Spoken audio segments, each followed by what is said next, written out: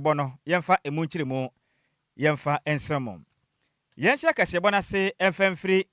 and Cramp Mantemo, and free or my Ghana, a post for a Kachamka say no Airport Divisional Domestic Violence and Victim Support Unit. A Trinitia, a can say Dopsu. Nankrabata one crab Mantemo, Rimam. A young Gantra Ghana this year say. Any pam you now one a young nannies, one of my dear. Omakwatino bintanya omo hwe ne mama wo muntin busum biedum majaketua sika de gombotum no matumi akwafa adura se aduro no wonum pe anade gwaduanem na wudi a wobetumi adasa be yabosome na woni so ntew e de akogu mofa totofe wa pa mofra nketen aduane mom komofra yakudi e ma mofra ya de da ayensempi na superintendent Juliana Oben on the head of public affairs unit at the Ghana Post Service. Emra onen sentrefo kasa na ochirem sem Francisca Boache wanya finhia no aduasa ona wa student nurse a ofiri konongo awa sante matenim ana finso Harriet Ansa wanya finhia no aduasa baako ono sufri jase kan awoti mantem nimum na posifon saka wonom omo chirem a maame bia ono yadwadini wadi finhia no aduanan 40 years na ono sika na ta so pam na ochirem a eye ebobosum atwam yi ena beto dwase maame be yo masu tire chire bi kwaso woni fie ho no na nje ho kram na nka ne chirem a dwadini chirem a okofa saa eye emamienu a wo mabehwe ne made ma wo ne fie ho no mo no ewo East Legon na nanse ohwe ne mma na o ma nkeka no nse da hu ne ye mofra ne ye ntafo o ma nyamfie no eye mienu pe no hu se mofra yi da o mbeda saa mo nsore na me mai adan nanse eye wiem nsa kire na aba na mofra da o mo nsore saa na na maame adwene ho asem we no onte ase ne sente o hyase so nhwemu na odi afade kudie nte nam so ama mofra da nanse de omutumi da fiti anopa kopma ni mra wono mani emu amutwan ayimba moden de mofra kupim ayare sabia ne no na doctors etase nhwemu chirem se ebo mi nana maame ewu me no wonim obi de adura eye na ho aduro de afra aduanim de mofra ne ntimofra ne da wono mo da sei na ha omo nsode bi okura maame ne se ye ena sem de ano oden de na asi no bon ho moden ekwakoyi airport divisional domestic violence and victim support unit for man yes say mommetri de asie ni nannies a mo hwa me medima me o makofa edura wudi gode no mofra dia o mo nsode biuda e ma mofra ya didi na ne abo mafuru ma o made da o mo nsode nti we die mo meche wonom na no ana pose for ho ye ha ehwa se nhwehwemu a mo kwache Harriet Ansa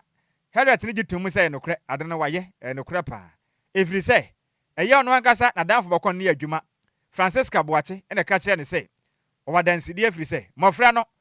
omo da kaka na o masode adwuma mo ye ne doso ombedware mofra ba wie ebehye ompieto be mo maduane ade nyoma hodo aka efie mo ye ne doso pa ne senti no mpese mofra ndeda se be ye beboa no monya kwanya etimi akwato adwuma wonom eye ne so wonom ukirem a ye na adwuma mo ye ne doso pa ofie onom ne senti no so manya ne sa adwuma na be ade bechi anadwuda suo nom da so ye adwuma nti eketia mo genso tia te so oba singlet nti ha adwen pam na no ena court ana say posifo ne kirem se hwehwema do mo san ye de fremu efa mofra no ahoba mo nsem kirem a eyade a sana ne siwe no bomoden etimi ede mofra ne nsa hihye gem wo mra mu chense mofra no maso den papa pento mutume che mofra ne sem de agura gem kakra na omugya igya na hihye wo nsa wo kakra fan ene wa chinso mo hwa mofra ba kwan ni ma hwe na ni ma se wo wanim esa ketia chimpanzee wo ho nyafa ba kokra abafra pa na wanim ayesi ena musu saa mo hayen isika ne ye ni bintra na kakra metene fia anum emehwe mo ha mo maame aden sika kakra de ma yenti mo ma ye nwi ahomeda kakra mbom ne na musu mutietua ya sense mo aduane ya munni asoden saa benanim sa ketia ne wadi na tem saa na epodifo ankrata ne saa kirem se hwehwema do ma ne kire se saa emaya mienu we no wone matimi ene maame aye adwuma ba ye bosom ngwatwentem ne mo som no da bia da bosom du a otua wone maka na mo san hwehwemu kopie mu a kyese ne yasem kumo akwageta ene sachet a mesa pia water rubber CB ene nduro hyehyehye mu a sai ndo na mamoden a ehwehwie ede fra milk a mofra ne die ne bi ede ama mofra ye die o madan na ho a mofra yi nakopon fafie mpo a kanya de ombetimi asore biom na me kase de epodifo kirem sem wode mo hwa ne mu sei saa emaye oweni mu nsem no makotena so bio e wa hine me bosuma yo me de toso aduo no ne ya hwe be susan ede bodo hono ebefa wadama nam akwanya we so ede kokobode ma batan se momode amani enkomoma no wafise sabe so obi hwa wo ba enya se wanka so hwa obenti momode na mo ani nkomoma ho ente se bedu babi no hwa na obi age wo bankwa ede afri ne nsem na openipo no hwe nkitahudie so ede makra bopremantami o my Ghana posifo ne den ede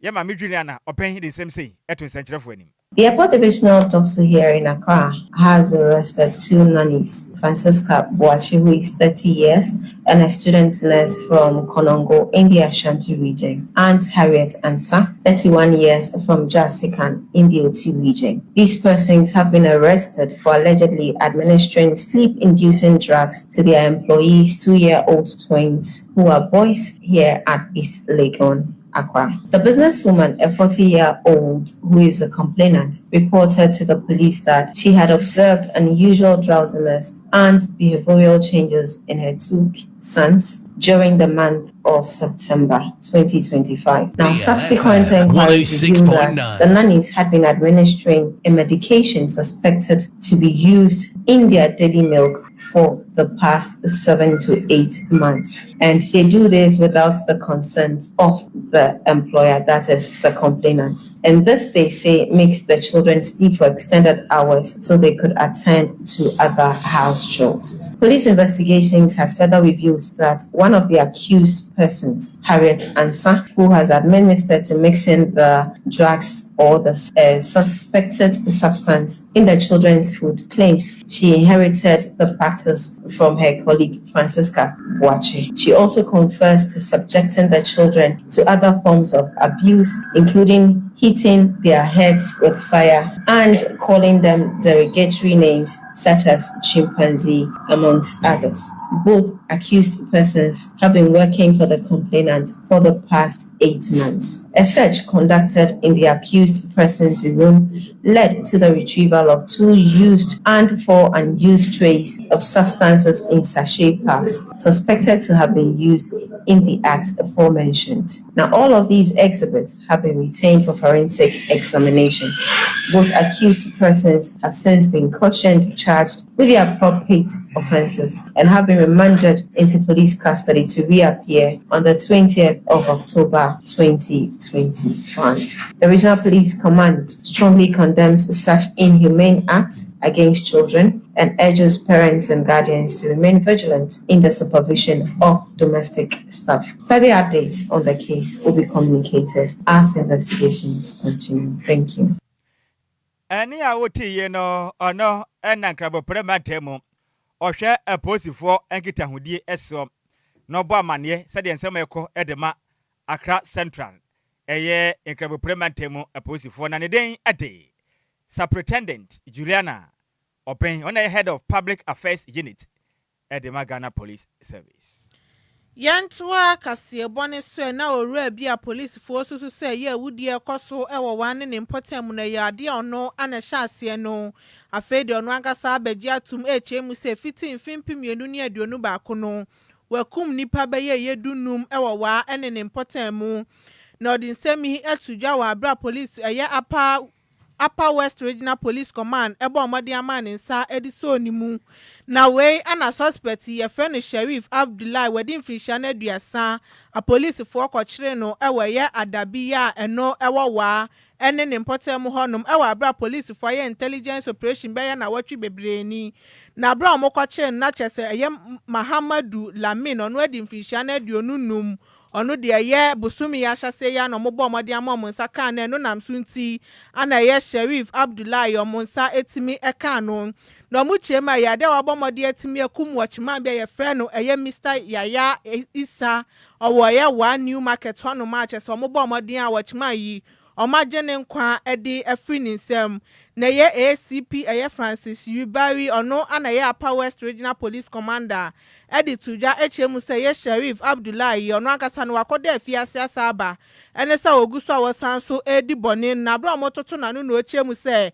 eyade ono ana ye wudi akosu na ohya ase acheso obomode akum nipa hodro ewo wasanso ana savana mantem honom de kuma no mukum nipa ewo honom na ye nsem odi tuja ni na achemu se yade awochmanfo ana omobomode ya ekum wam sanso no mo asabi o madwen enye kakane de eduru anumre no mo saka a na ndi omabomodin atimi agye wo nkwa edi afiri wo nsam Nyaya regional commander SID Tujai Chemu so mu ye nhwehwemu na kyese eye Sheriff Abdullahi omoche no na niema ekita no eye Yaya Isa no ye wachman omobo omodian etimi kum no ewo one new market honom no kyese eba ni mobile phone eni ni radio omodi awia charge na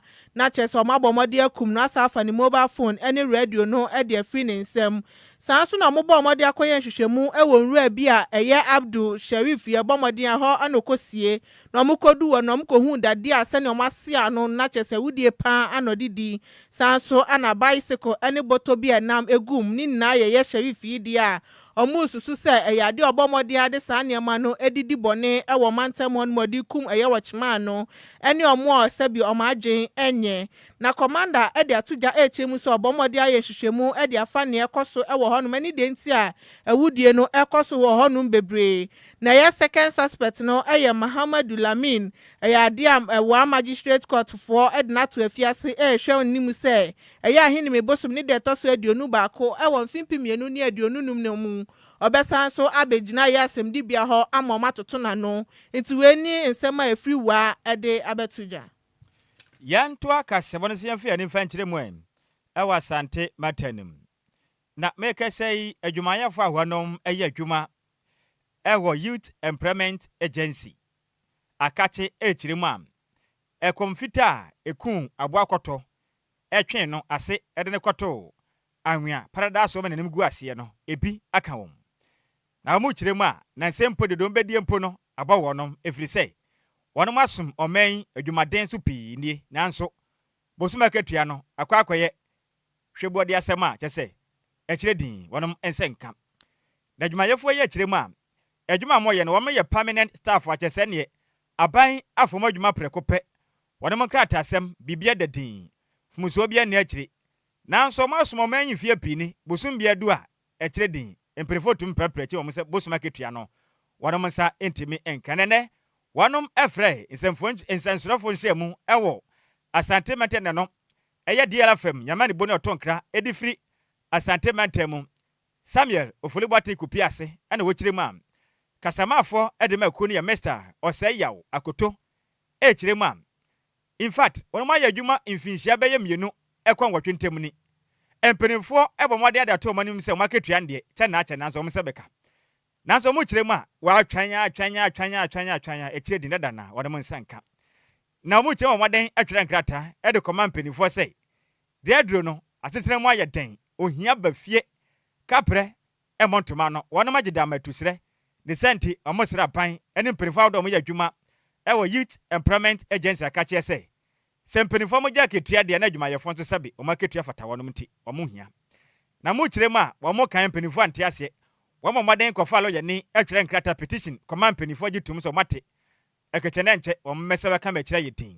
won ba afia ene so ekire din eketua na mabio na opani kirem se adan bone be na omde aye oman so matuma ya adwuma efie pini efie mienu ekwa mfie ngwatwentem ni de bia da mpenifo amoye mpenifo amode adwuma na no bosum da mo gya ketua na wono mo de mo asam hwene so bone be na mo aye mpenifo Ghana mpenifo yi muntuai wono mo kirem anam ne senti ebinim kura hye mo ho akonfo ebinim sumpo enya mo ho adura won be ka mo na adura jom nkwa e de afiri ati asefo asa se fisa sabe de akwa so na no woten so be ya adwuma mfinhia be ya nwotwe ne ntua wo ka de aden wono mo nam samtrefo nhye mu iso e ka kire Ghana mampeni eni penifo akoto a mo ya adwuma e wo Youth Employment Agency me wo fa se basintele amo kire wa hode na wanya no bomode na fasika fa ko so mbotum fisa adwuma mo ye no wo mo ya adwuma de so man ni senti se ko ba se mo ya adwuma na munya hode na bosum du na munya sika edigu mbotom na mo bosi abusu maketu mu ntua de a edu ba bi asefem kasamafo de makoya Mr. Oseyaw akoto de semsei eto di yakasebo enim nabuna na Ghana fo a ya fa adwuma wo adwumaku FM Youth Employment Agency mu a wo Ghana ya adwuma free MFMPinu ene edunson 2017 na ye contract staff afi atwa mu 2024 ana agency no advertisement say wanya financial grants ne technical grants ntiamra na wa be pass interview ne yemfo adwuma ye wo ehun kratasem na wa ha edimra so ko pepepe se de agency ne ye no ewie ye ma yen kratasem ya yawo adwuma mu free samre no beka ne aye bosome edu enie ene akire yentwa e kada bo pli CEO se adentina sa ekoso bosome mienu afi mu ene bi nkomo chemu kire se ya adwuma na ye fa ye no na mmakwa so enti yenko ya chimiensa nko ya adwuma se de ye ndadada na anokwasem ti nyina ya wa adwuma mu a beka na ye no mo kasen yenyantua e ka sema ye kan nyina ho adanse di a bi audio meeting ni si o ye nyina e wa ha e ba sa no na ahokire ne doso enti e twere de koma CEO se ya pese asem ne ebisa no bi enti a afa adwuma na nso yentua e ka ya twere de ma no wan hyeda memu e papa bia enti e se yenkonkonhunu mranini na mrakwa so no kwan a ye befa so a ye betime atua e ka no onyama ye that ye na ni nso twere koma agency no ebisa ne se adenti no ntua e ka na demand se ontua e ka agency no ma ye mranini ne te se ne nsa kan yankrata no na wombehwehwem kakra na yate wo nka busumi nsia no awieye ye twen ni mu a busumi nsia na awieye ante ye dwuma ewura enka tie san ye mranini no esa twere krata biem ekobusa nse me no wadi nkomo o ye se busumi nsia awieye acha bro so a ye bete wonka ye nte wonka beka me efiri woko Moses ampidie ye koye ba ye twere krata ye simpanimfo bebrebe so ni nyina no ye ntua eka ebeka me ye nim se o ye public servant nsem bi wa so woni internally enti ne ye senka e be isu internal mechanism ene esiu edi hu nkomo enso beka ne ya bona ye ntinka nti ye frem ha ne se ye srem ara ye pese ye mfadwatoa enkosi ye mampanyin John Dramani Mahama so se ebia na siu ye twere tenekwa wo huna ye mfansi John Mahama so ye mampanyin His Excellency so na oni esiu nkasa na bosumi edunia ya adwuma ye nya akatua no wonhwe nanka ontua ka na situation anu ayedin ye nuanum bi na ka me kokosha no wakonfo because ya pam me nyina ku school a ku kwa wonye bi ntua eni guasie bebre wote wona kwabrane ye da woka wakobobo sia de akotua school fees ni ye da woka ti me from na no pese ye resrem ye de tomonim because the members ni bi anya stroke say no ka say wo dem ebi ma chene kom ama stroke achewa mo de na asem no emu ayire se benta wei eya kasama for kasa ye de madwuma ye fa wona mu adwuma ewo Youth Employment Agency akache omusika akwakam a wona mu atwe emai ayese hwene mu hwi no the den at the master osei yaw akoto ena ateni kana mane boyi yensem kire ni Samuel ofoli boaten ene difri asante mantemu ebesom yen Yantua kasia bone so na kwan aba ye pese ofa so no timisi galamse anokwan ti no de eye hyembe ye aduonu nan sanso ana motorbikes be ye 250 e de akoma dwumeku ahodo omo wo man Ghana se ne be yo mbehwe no matimi ahwe de ekoso e wo man Ghana tena ye fa galamse hu sensem a na ye dwumeku ahodo anya eye hyen ne so faso e Environmental Protection Agency ye EPA sanso ana Forestry Service Division Minerals Commission for so ensa etimi kebi sanso na Water Resources Commission for so nya bi ana Ghana Geological Survey Authority for so ensa etimi ekebi na sa adwumadie we ayade a adwumeku ahodo ni na aka bom hwe se ombetimi asigalamse na no kwan na EPA for anedi omanim achese campaign no omutimi yesanse se ne national campaign ekoso ye pa na ya galamse na bese Ghana nsuo sanso na eba ye forest ahodo na no so mabese se no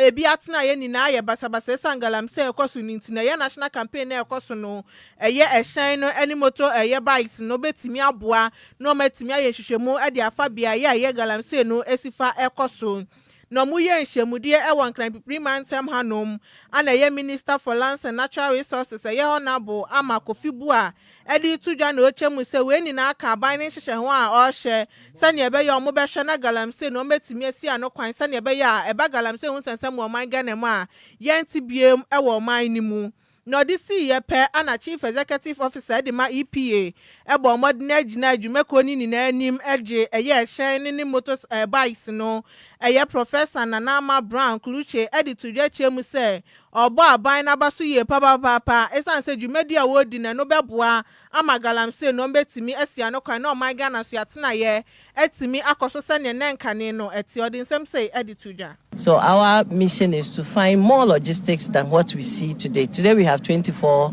Land Cruiser troopers and then 250 motorbikes to start with the fight. We already have some logistics in the system. This is an additional logistics to support the fight. We hope to secure more for the same mission. position that we are in. We know that this is a serious fight every Ghanaian is concerned about. So this is some of our efforts showing the commitment that we have on the fight. We can't do without the vehicles and the motorbike. So these logistics are to support our efforts. So we have the Environmental Protection Authority, Forestry Commission, Minerals Commission, we have the Water Resources Commission and Geological Survey. So these are the institutions that we meet to discuss the way forward, especially on the issue of illegal mining, and the logistics are going to be shared among these institutions.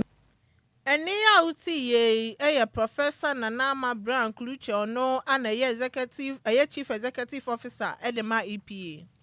Yan to akase bono se nko PMM. Ewa PMM tenem na make say no eye kwankyerefo penin Edema signal bill. Eye Dr. George Atabuaten. Eden smart tudwa echirem say asoye no eguso ede omani kotua wisie. Ehwe dwumadi ahodo a ekoso awa abefo intentanso nipe ommomode atenase ede nsema ya ni framasem ne okura ba kumpenim onte ho maache na wapam ho atare de ahye asa no pepepe wuju hu firi manfiri da ene akire din o kirem a sana montu a nipa bi tu o maga na mu no wono mahu pa na ombete o mo agu montene so na se de mbedi amanfo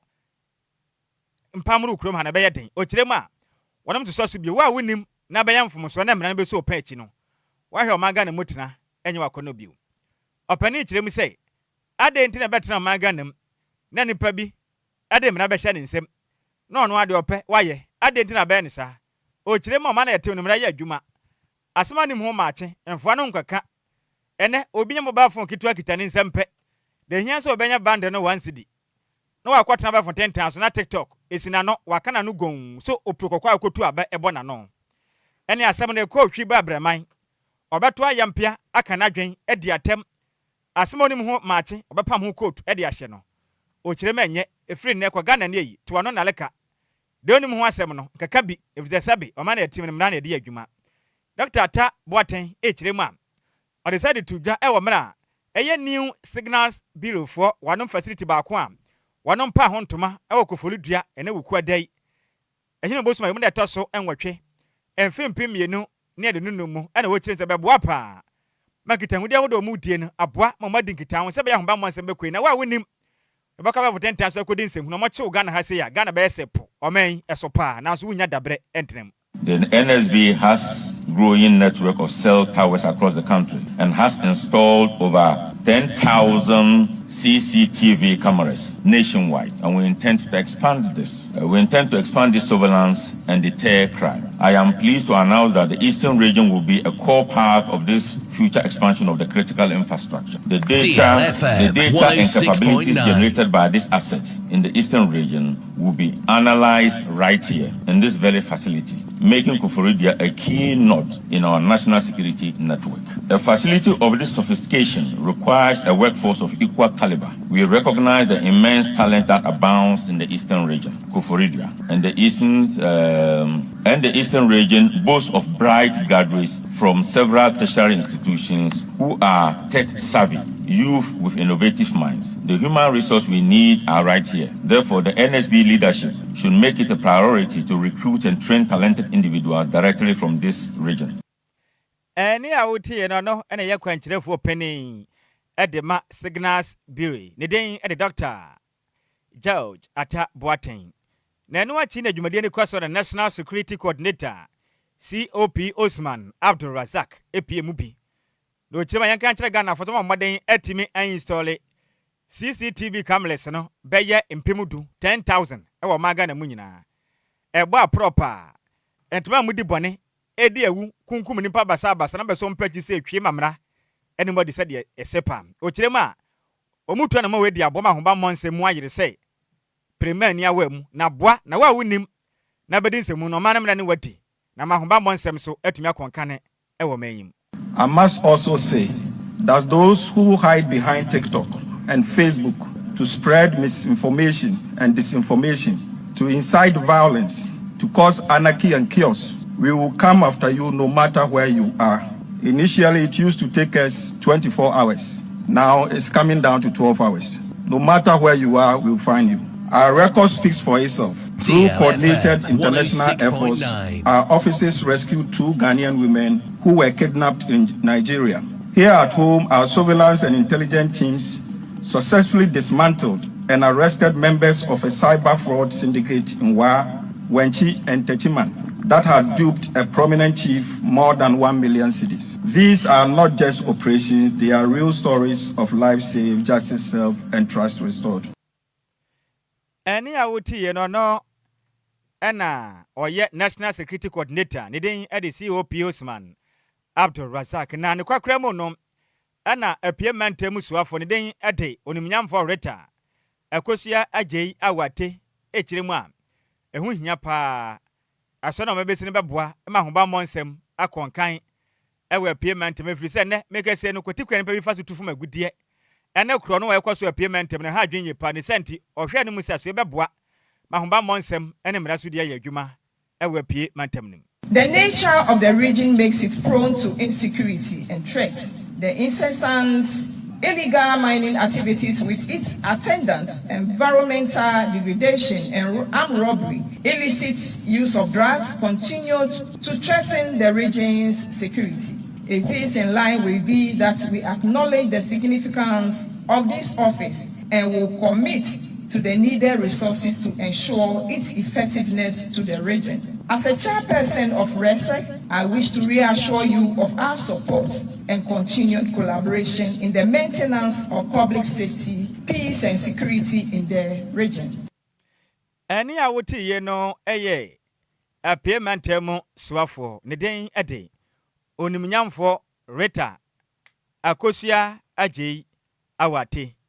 na amaneboi ya nsem twireni kontehene Kofi Opo ene difri apiemantemu ebesom ye Yantua kasiabone so na pipi amanyoko no abekasa echemu se ye fiada ahini mebosom ni de toso eye edu ewon fimpi mienu ni aduonu numnum ana omudi asi honom se ye presidential primary na omoba beye na omudi ayi nipo begina edi amawom ewon fimpi mienu ni aduonu watwinim na maye balloting no sane be yo pepon bosom ni de toso eye aduasaba ko won fimpi mienu ni aduonu nsia no betimi ato aba na omuchema ya de ebekoso ewo party national headquarters no wa salam down ewon company mantem hanom na ye statement ebeto ojo ye secretary edema presidential election committee eye William Yamwa ede nsa ehya se na ochemu se eye ade omo gina nina no matimi akoverting ama matimi afam eye dwumadi ahodo anhyehyɛ ni nina no mabɔmɔden atimi apase a eno no awoso mutimi basa na ebe ye ombehu position omowo ewo ballot paper ne so sa na ebe ya presidential election no ebetimi akoso na statement ni mu no ochemu se eye nipa no ma omugina ede sa na ebe ye beto omso aba eye Dr. Mahmoud Bawumia sanso na Kennedy ohene e Japan Dr. Brian Echampon ene Dr. Ya Osei Edichum sanso na Kwabena Agyei e Japan so ka ho a omo anomugina mayetimi ato omoso aba na obo mabaso ye pan se vet ho eye nhyehyɛ ni no mbo modin afam asese de omo hwɛ anim so ombetimi agina na eto omoso aba sɛ ne ebe ya yebehu se part no mo gi asi honom ede amawom sɛ ne ebe ya omo so ebetimi ato omoso aba ɛwɔ mfimpi mienu ene aduonu watwinim na we ni nsɛm efre eye MPP eye headquarters aba abetoja yemfri MPP osono kokroko amanyoko na akache na de ne echiremum ewo mfimfin mantem nim na adehye a wonom ewo asene dwene achir asen dwene achir enene wa asen not mensinimum ewo mfimfin mantem mu echirem so madi yaw pa efiri se ensemso ba akopa eda wonom ekuro no mu a eda nsuo so a enotumi boa ma de hye tumi twala nsuo no ekonkronkura hodo ato apete potem honomo ekuafo ko won munwuma so adwadifo nso nko edwam ekoto beton na schoolfo nso etumi ko school ekosua de koji nimde bebo bra wo mayimu no ageta de aye no ebu awia ne sa na ma sitram aye dempa de ma wonom na de hye ekirem a etwene ba akopa yensam so a ewo honom ebua ma ade hye wonom asen dwunechi ana afi nso endwa ana afi eye kurofufuru mu no asitram aye dempa emesem kese de ensamso na sei a school fo na nkwa mawu o ma hwe anim a empenifo ato no mpa hwe na ma de hye agye mre ede de yakasa botwetwe nkoma na o mu kirem sem assembly woman edema dwenechi electoral area wakase kyerem sɛ sitrima yɛ den pa o kyerem kese de ade sɛ dodo na ɛyɛ kuafo ensuo to a na akwa tade ama wonom enkankan su tobre omenye ba bi mfo ekwan ne nyina yɛ ntɛkyɛ ekwan potebo nyina sɛsɛi obi nkɔ na obi aba edu pɛmpɛn so mo nkwa da ɛsɛn mu nanso mabɔ mpanifo aboa akyire din na mo kyerem mo sra da ɛsɛ wo man srem sɛ yɛmfa de srɛ ɛfanto wɔne ma hye badwan ne den ɛde onimnyamfo Peter gyache kwesi anim sɛ ɔsra wada wona woyɛ asen not ma hye badwani de adrei mento Ghana mampani John Dramani Mahama ɛne wɔnom MCE no mom ka biego mu sɛ ade hye a wɔnom wɔ asen dwunechi wɔnom bra pa wɔnom akwa nyina popra atete kram afi bi adu ampanifo bɛsra bato ɔmoto de ma mo kama mokɔpɛ ɛto de ɛda ɛkyire din edu de anwuna na maka wɔ mo kyerem sɛ de mu ye no sɛ mantie mu so frɛ mama yɛ samso ne de a ebedu baabi no mutu ebɔ mɔden akɔ maka kye sɛ mo srɛ wɔnom ensɛm nhyira ɔmanyi mu ebi nsi da Ekwan a omo nyina de tu anim ya nokre kwan na anye we yenku efi kro fufurum e de badwuna achi eno nso saa asai na efi ha nso ko andwa no so asai enti me ne oka sei ka ntumi nkɔ kro mo ho ebre kakra me bedi asamre woman menye wa anante ma etu ho anamon am so omo kasa na omo kan wo kasa me se eye DC fufuru ya wa bei na wa bo omo ama me ne ne mienu yetu ho anamon ama bridge ya sisi a wa atwendua egusi DC ema omo kan omo aso te se na ho odin eni ho se bridge obetumi aye DLFM 106.9 meantime enti sisi ano ye hiam wa fi omampanyin nchen onabu kwesi sa ohwe ya onka nkyere ma se na oba na oya asamre woman no ne mpeso asofo no omo aye mobo na nsen ya nsu tutoyi wo ba ha eya ayopo enti ye toto sere no enti weyi aya asamre woman edema de hye a wonom ewo asen dwunechi egwo fifi mantanimum na ne kwakra mo no na de hye a wonom ewo asen dwunechi ewo asen not mensi ni mo ekyirem sei ensam a asamre woman aka no sade tenen pepepe entrobia ne ekyire din wonom ukyirem mo akwan ne nyina tete apro apansam na wiewie se mo anku ne adu na de adure no mo de adesre eto Ghana mampani anim efiri sei omampani ba hye omobo emra na opetumi se yakopɔ ya do odi nkunim a bibia be yedin besiesie akwan ne nyina ma mo so atadwufo matedene nanso Ghana mampani nya akwan yie no emfa ne ho bio okirem a ɛyɛ empanifo opetumi amanyefo opetumi a omamade afa kwan bɔne so akwakoye campaign abontoa aka omadwe nanso munya tumi wi a ekire din omukirem asa na motu empanifo no tu no enya de pa ntomo sa do omamade aso betumi adi wonom bɔ hye so wamukirem a pote ho na mo mmea hodo bi a galamse ekwaso omo se o makwan nanso mpanifo ayedin wamukirem yanka kire mpanifo de adro die enkota to bentum nemom se mpanifo antie omuso frɛ mama ye o makwan ansiesie nsam so ne de bedu baabi no mabobbo mo ho ano no makwa akoye ye kire e de tia ben fisa sabe Peter nso ene Paul omo so eye nipa ma yakwan yakura sisi afidwachi abesi kwanya nyokwan bia anka moto jinye 30 cities ususa no kwan na anye nti moto jinye 30 cities afi ya bridge so usuno yile be bosomoko ne ya aka yakura ho yentumi fa ba bia anko krom ti yasra omampanyin na abo afo da wo mobo ayen na yanso Ghana ne ye ka hu bi ma wayin yamo abe ya tu papa sabe se ya nto a anka wonya osoro wo kwan ti yaso ye kokromoti ka ho na ma omampanyin wodi ni nti ya srawo ya da yem se srawo da wonka yo madwunachi wo ma ya akwan maye apifumpo obi awo kana kwan ya yesi ya fado ya de ne ko ya ayo nti ya sra ba lesson amampanfo na wo ba nyina wo ba hye obode ya kwan ase na da wo ba de ka sa wo bo hon na ka de wa hodi nti ka de bo ho mo ba ye bibia na ye je tum na mama ya to ma church question okopa wo bio na sa so 2024 na sa so ya to man there botwene wa hwe kwan na ya kwan mafa wo school sese mafa ba de 250 when na wo school wo bukom ho nti ya de san de dama ya she ya ka wayi mi ka se the promise na wo ka chen de ye to ba ni wi o ndu bo so kurumpo wo watwe obahwe nde ya fra ho a budi nti ya se na ya kasa ya makase adumanyim bo so ko se ye hu se che bia wo ma ya ba bo se ya da ba parliament ho ne ya so ya ka Ghana fu ya ho Eni a woti ye eye Ghana de hia. Wanom ewo asen dwunechiri. Eno no ewo asen not mense ne mo ewo finfin manta na mo kire mi senkonta atu bentum. Wadoma kwan nyina sei. Afi nsam so ba kopa eda kronum ekọ mpotema hodo mpotema kro mense ne mo nyina sei. Mpenifo anye dise mpenifo ama wombe ye kire edi etiam fi so mo so abre pam. We yenyina we so na ye kenka madwenkyere ne bi na yemfa emamo. Na dwenkyere ne ya betem pa na momfa nchen Facebook no eba kama nanso ene minim de ekoso omayo madwen so momanya kenka messages nanso moboa kakra bia nse beka de betumi akan na mo so mahu de ekoso na nsema wodo amode abedan ye no na me wofa ase Richmond ohene kujodi aba ene wo kire mi se omaya adwo na de news ne ye tasty angaza oda ya se yenkoso amadwumaden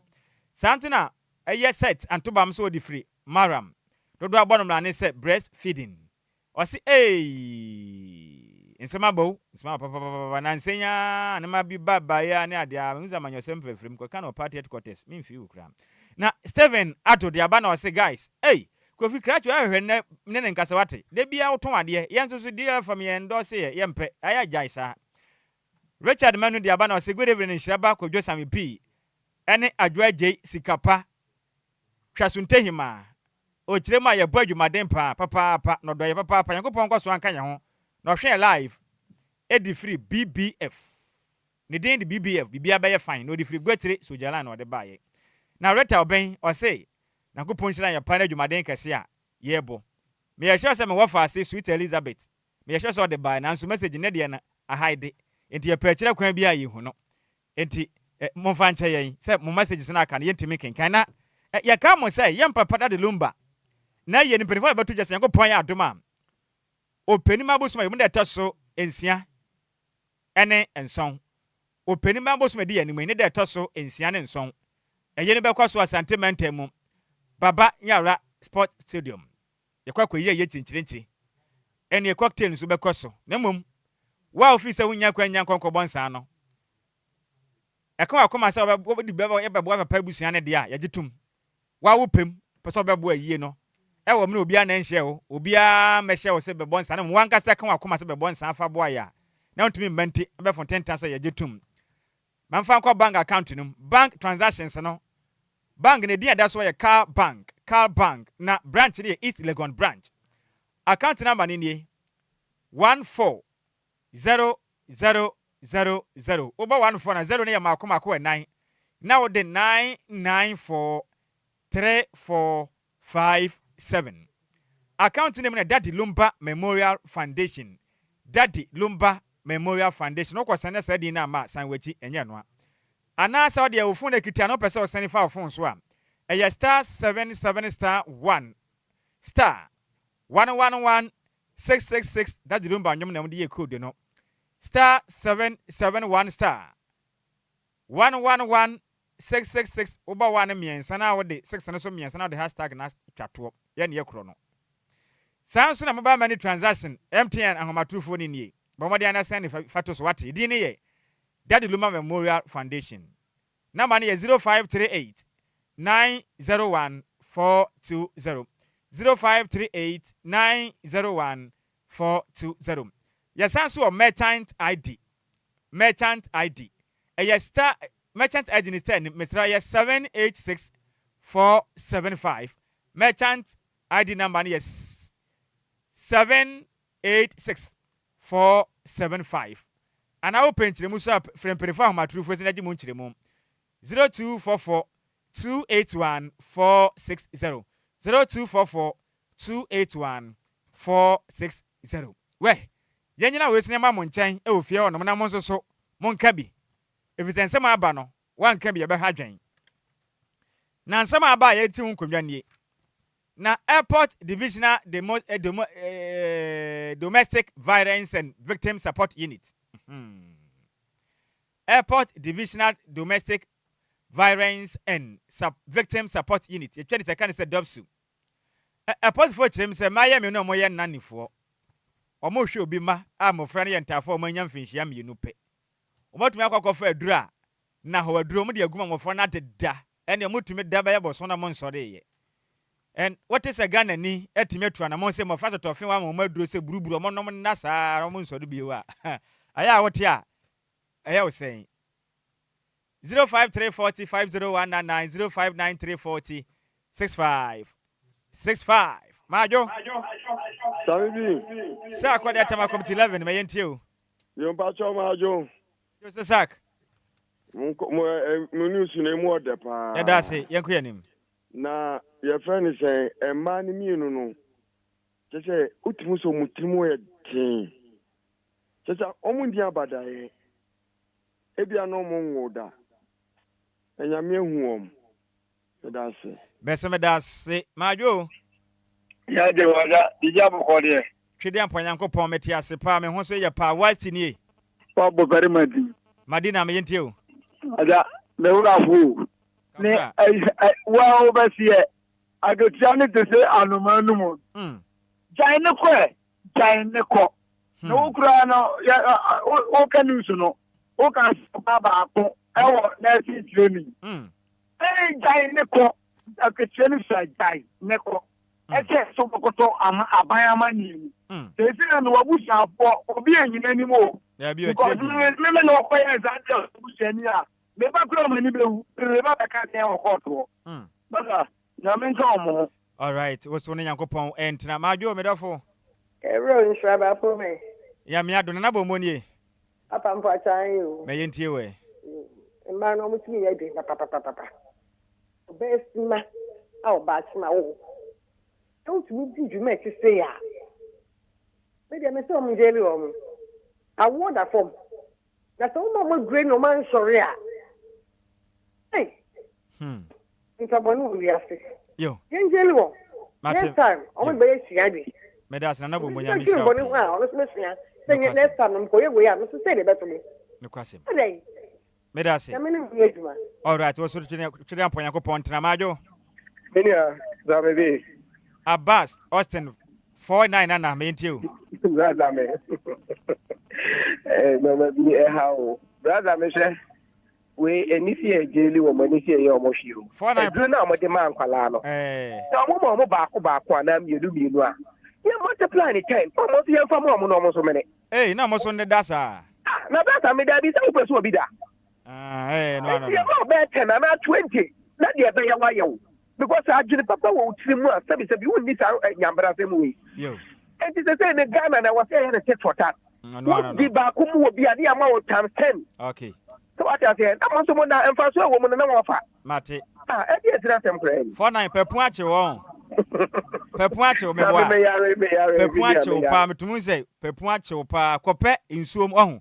Na kwate tenkra ni dua na kwahiem na punu. Me hu say per point you pa Majo. Hey, Auntie Comfort in ye. Yes, Daddy. Pick farm, me and you. Yes, Daddy. Daddy, me see asomwe me bibi. Anya tina ye done of what been we yet this or bad time binum. Who money for so with you him. Obi bros e be ye na adwuma na so nya bibi kakra se wanuma. Ni o di be ye ne many. Daddy Yenjeli won kra. Medase. Medase pa Auntie Kone Pig Farm Accra. Majo. Alaji Gasude. Me wa fasi kofi ma Ashaman Diamond City me yentiu. Ofa onimi. Ofa. Emano we ya Kwadwo na say ni down. Omo no munim. Adjoa no timi nya we yan hyewo. Anka kire din. Police bi anjina won ten say Chisina ye juma. Shobi ba daughter say. We adiwe amaye no. Then etin ewudie. Eno ne asem no. Ya me form born in chom, woni ya me ejuma. O so no twede ampo Nyankopon entina Majo. Me wafa se mesra wo wafa so utu ni pe je wo betena radio no so kan news no. Mane nkofom. Majo. Better. Good evening. Mejo so senior odi ma bia kasa free. First agreed no. Do do na say me Ethiopia. Ethiopia me yentie wanimre. Adam say obi be fa say be ya juma na say juma no the man woni eju a. Where? And no. The marketing team omo say that new she no say the children. No you don't mom say omo no say enye o. It is a movie, a mobile, some account, no more judge, no more life. All right. Me so me da se pa ye ntio bia se won so do dia me fa me last caller na ye mfa afrefo dwuma die no emfancy majo Good no majo ba ko for you. ya me adom na nso e omo nyi so ameka se nya botre boko de to bo ase wudi ni ba bia kasa free I'm a free everything to our kala ko jani ko don better me ntio na isa ba ko no o you kumuti oh you concert am o concert no o mi sa ba na artiste wa ya na ba na so duga ma ko la no so sa ba ko be gi oh kafra na odi adansidie e fa asem hu dia ba so obi aye bi e ma ne ba ne sebe ne ba na be yeta ho bedi wa ye basa ahu Intenya de ye kra oh me wafa si we so won tiase you majo ye ni on Nhyiraba Tome Ebrijan kama me last caller fa ye pon me gidi ye so ho ye ya me adom metiapo oh fine beto on kan mani ajepa why are they because said what nasi steady who listeners no regular listeners na chese obi afra no hu ne voice no ya menchira why na ye from do ba assassin so no o ma onye sika na o mo tiase a o mo benefit why me do no mo so better set me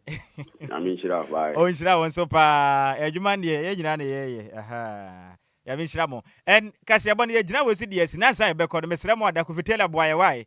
na DJ Afiba ene ye nya sem fie fisa no pa ene o de ba ya ne ye wure fie ene ye di agura menu mienu ye nda no bia da bi fia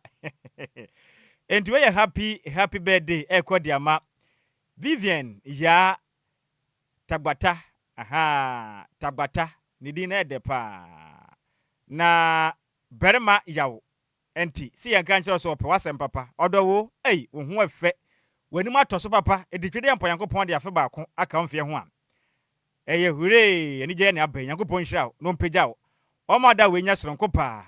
na ongu watamfu mani ase no menshira musu abrabom enti happy birthday edeko ediamao Vivian ya Tagbata we every berema yaw enti wase Yankopon man kwatenten yedie eni nhira emra onsira ban mu Kofi fa ba kwika ho na yensoro so na yeta mana so na DJ Zigbi magida kwanwa na we ekodiamao Joyce na sister Joyce ewo bekwai dominance na sister Joyce ne twede ampo Yankopon e de afe ba kon e de aka ho fie ho enti anamusini a otonkra e di first sentiment mu ama DLFM Agyei Samuel ofoli boaten so po wasem papa ene Yankopon aya de kase abrabo mu nti afe ba kon abeka mfi wonkwa hwin Yankopon hyirawo no ntetre wonkwa mfim onya okase pa na onto epono watamfo anim oma okuru wanyama no mfa ngumfa mfa utirimu na yedie ene kwatenten ene wachi so happy birthday eko ediamao sister Joyce wo bekwai dominance efri Samuel ofoli boaten oye adwuma edema DLFM ewa sentiment mu yana musimi sansan ye adwuma ewa Wuntimi TV and radio dodo afrani sa mesco no se yemfa birthday we yemfa emao na ansa bekwa kura no nka waba ku bi aba enti ye monitew ye firi nka bono so pe na ye pa prechi na chire din Ghana ni wa sum na tie ni ye pa owura bi ne odumfo bi e de aba beto DLF manim sei wanya asase de e wo fom na asase de na wonya aye no sika no mu otu na ontumi nni obi sika afirato ne nsaka na twede ampo Yankopon ehumabro wo no so nti odi sika na ontumi nna enti osre wa usika ayira na opa akira kwan huhunu no eyira wo yempotem ha ya baabi enti ye mobia ni dinamo mu nim se wo yempotem hanom agboba mpotem hanom baabia ebia emna kakra ntam ni beye ko beye 1 week ntam ni usika bia de wapa akire kwan huhu utumba de elefin fia be kire baabia usika no efiri toye na tumi kire bre kro ana usika ndodo a hure watu adi obape da usika de amam fisika nye yadia tibra baje usika akire din wusu a wonim na baya ohu do obrani se mefirika so a mefiri o ma pe mefiri abaje misika na ye behwem na se nya wu ano be ma posifo ni ya chew ana sika meboa e unti meje obi sika nkodi o sa wo ba na se mefiri adenta na nim se sika na anyira wa adenta sika ni mefiri adenta de mesra ofiri adenta asan ahia manfo mo nka ho gbetire US mo nka ho temafo mu die nim sika ne yira potem ha ya enti ba na be chirim na hu ndodo na ye wode a ye de mawo na mom ye kan wa magia na mre no kwa animu a be de mama nipa na ofa na asase de no ana meboa de mama no nipa na kodi ni se to emu ode sika ne bi wo mpa de mesra beje na asomdwe emra we ye de masi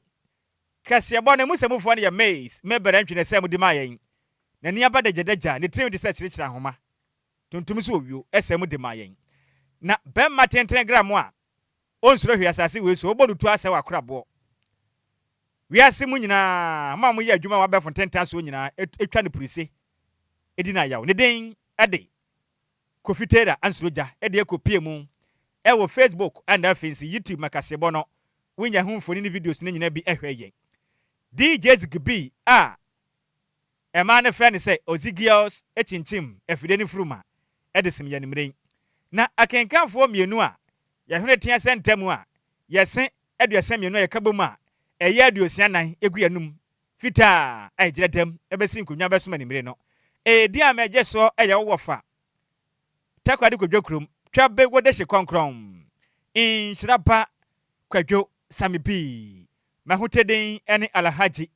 Abdul Kasunte mene Adjoa Agyei Sikapa ne mra ne ene Dum Solevi wala samane ne yeden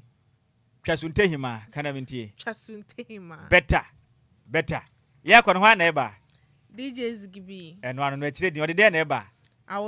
awuso hane de yanyom nko a let's talk more music tena se nene enyompa kasade ampe bedwa radio si mamu nyina monitor adehye Hey Kwame, ade wakabo mu ana nso awo no mo ha wanisa. Sesete de wo mne banku a ehia wo aden. Akosua ebuo mu